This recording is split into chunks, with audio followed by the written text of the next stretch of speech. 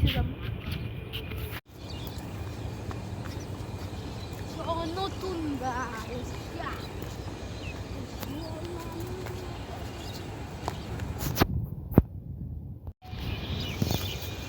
আরে ভাই আজকে একটা নতুন লোককে ধরতে হবে জানেন না ওই যে সেই লোক আসতেছে চলেন